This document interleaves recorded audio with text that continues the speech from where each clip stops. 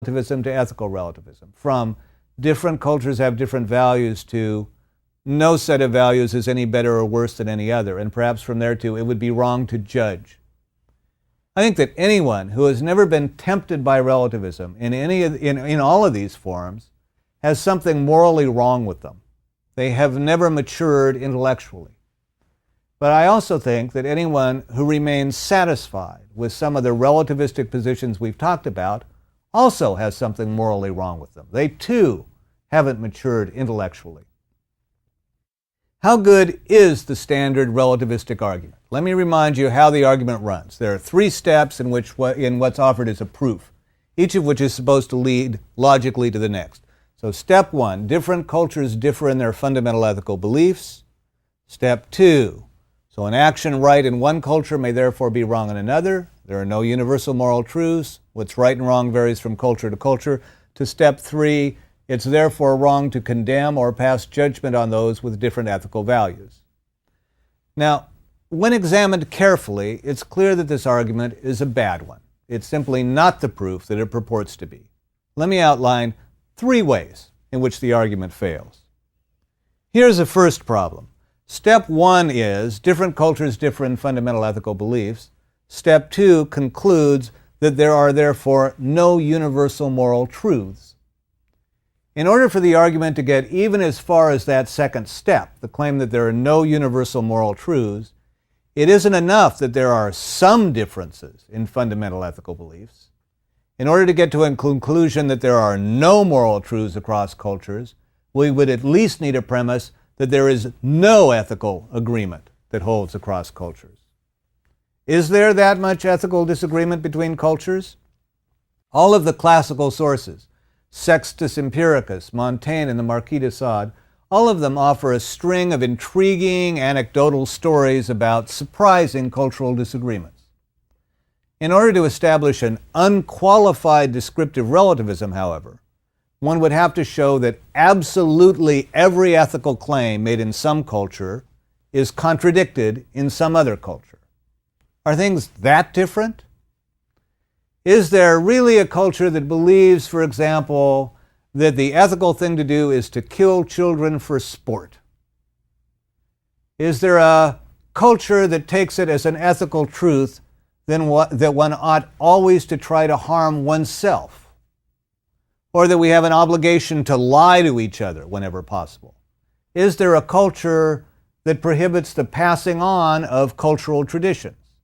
No. There are no cultures that hold any of those things. Indeed, it's not clear that any culture could hold such beliefs. The cultures that we find across the globe are cultures that have had to survive and perpetuate themselves. Any culture that ate its own children couldn't self-perpetuate. Any culture that had no presumption of truth-telling couldn't pass on information. Any culture that had an injunction against passing on cultural knowledge would be a culture that was bent on its own destruction. There's a sense, then, in which the argument doesn't even get off the ground. We don't have reason to believe the unqualified descriptive relativism that would be necessary to give us the unqualified ethical relativism that appears in step 2. That's one problem. The argument would be fallacious, however, even if we were confident of an unqualified descriptive relativism in the first step. Because the first step is this: different cultures differ in fundamental ethical beliefs. In the second step, it's concluded that there are therefore no universal moral truths. That's a move from belief to truth. The transition from the first step to the second is still a transition from supposed facts about differences in ethical beliefs to the ethical claim that there are no universal moral truths, that nothing is universally right or wrong across cultures. The move from the first step to the second, then, is a move from facts about cultural beliefs to a claim about ethics, about what really is right or wrong. But that's precisely the kind of move from is to ought that is blocked by Hume, precisely the kind of move we saw to be illegitimate in the second lecture. If value claims don't follow from factual claims, they don't follow from factual claims about beliefs either.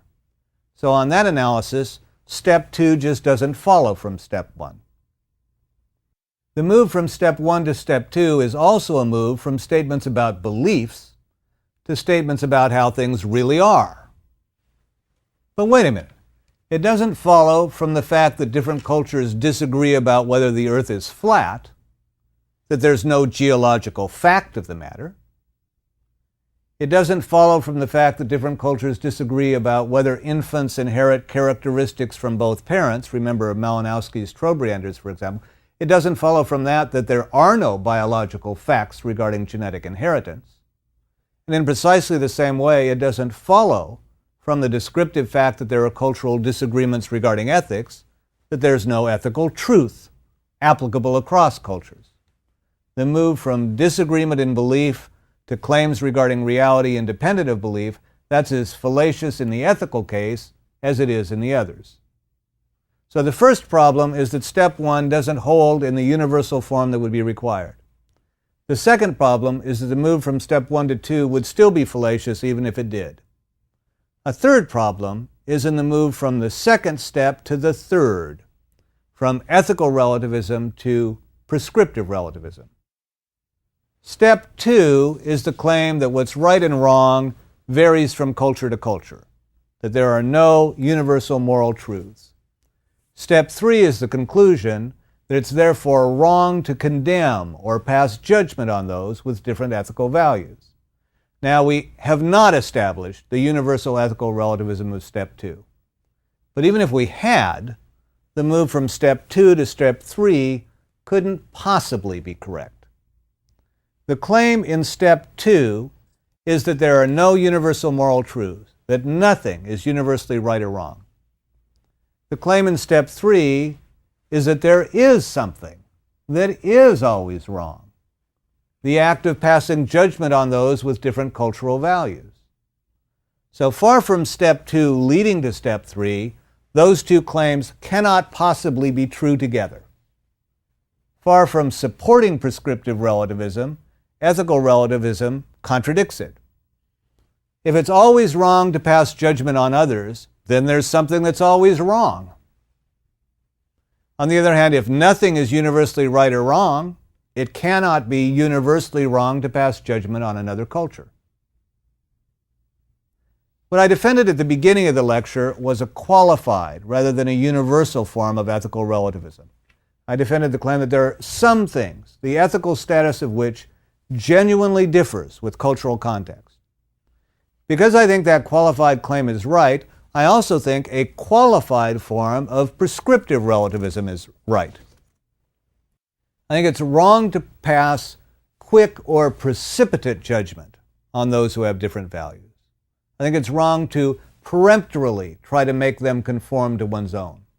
The idea is be careful. Given different cultural contexts, different values may be as valid as one's own. The whole topic of relativism seems to me to be a case in which people's standard motivations are usually right, but their explicit formulations, the unqualified claims they actually make, are almost always wrong.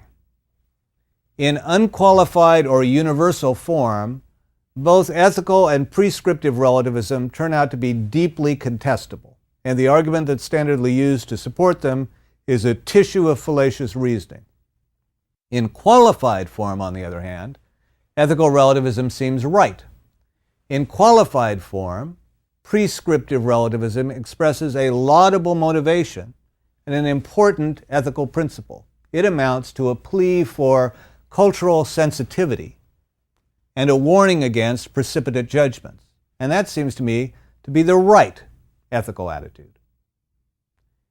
In the next lecture, I want to go deeper into descriptive relativism. Just how different are ethical beliefs between cultures, and how fundamental are those differences?